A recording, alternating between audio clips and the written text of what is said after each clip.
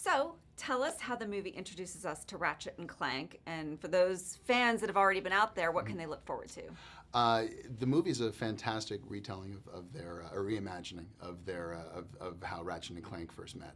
I think since Insomniac first created the series in 2002, they've sort of evolved it creatively along the way. So I think this was the big bite at the apple that they could go back and sort of just tell a fresh origin story moving on. And so it's fantastic. It's a great story about Ratchet, who's this small town Lombax living in this really backwater desert planet, has big dreams, wants to go and become a hero.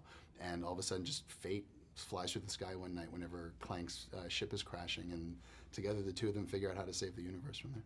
So tell us about the actors that have been on this game for a long time versus who came in newly to the film. It was really important to get, I think, a lot of those legacy actors that came in on the from the game as James and David, Jim Ward as Quark, and Armin Shimmerman as Dr. Nefarious is fantastic.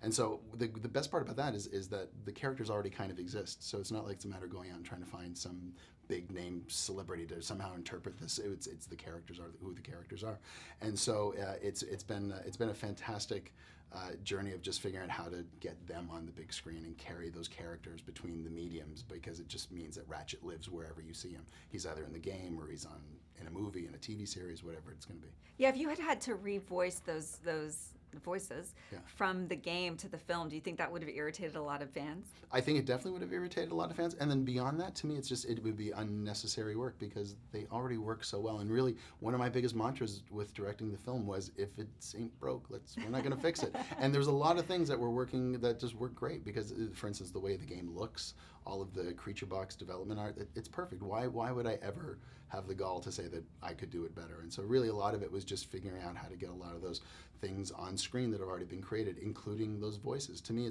there's no other Ratchet other than hearing James's voice, and so it would feel odd somehow. It'd be like Fred Flintstone coming up and all of a sudden having like a smooth baritone voice or something. It's just not Fred Flintstone. Good point. Yeah. So I knew that Paul Giamatti had voiced this, but it took me. I had to look to see who he was playing. His voice is so different. Yeah. Did you direct him in that? I mean, talk about directing Paul and Sylvester. Yeah. But were you surprised? I was really surprised how different Paul's voice was. Yeah, Paul's a champ. It was one of those things I directed all the voices, and Paul was the character of Drek has a lot of teeth. And he's just got a lot of aggression, and there's it's almost built into his design.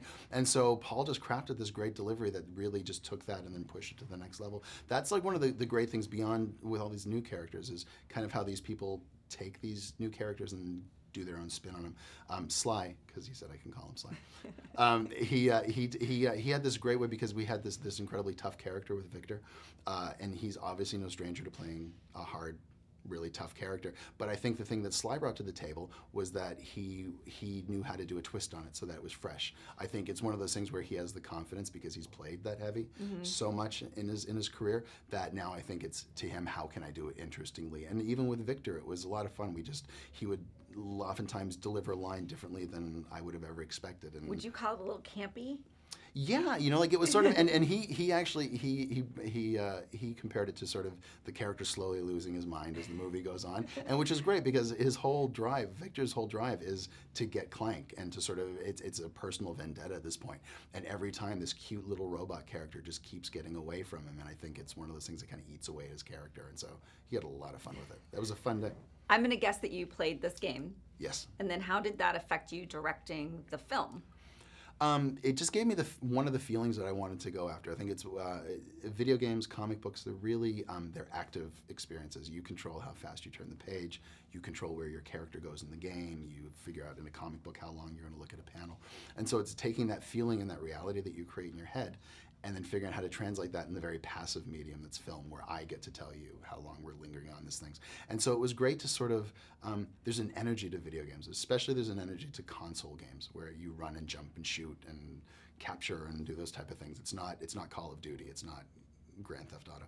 And so you figure out how can that inform the editing style and the pacing and the music and the animation. I think there's a snappiness and there's an energy to game properties, I think, that especially video gamers are just much more used to than maybe a more languid kind of classically animated film or something. So it's fun kind of combining those two aesthetics together to me. It was really fun with this. Okay, last question. Yep. First of all, we should tell audiences not to leave right away. No, yes, no, that's really fun. Because I almost made that mistake. Did you really? Yeah, And then I that's went, whoop, turned Yeah. right back around. Exactly. What should family and fanboy audiences expect from Ratchet and Clank? You know, I think I loved the latest Focus ad where it was a different kind of family film. I love the idea that it's a family film for families who aren't afraid of big adventures and sci-fi explosions and just wacky senses of humor and crazy, you know, weaponry from the game, and like there's a gun that can turn you into a sheep. Like that's how deadly this game this movie is. Supposed to give right? that away?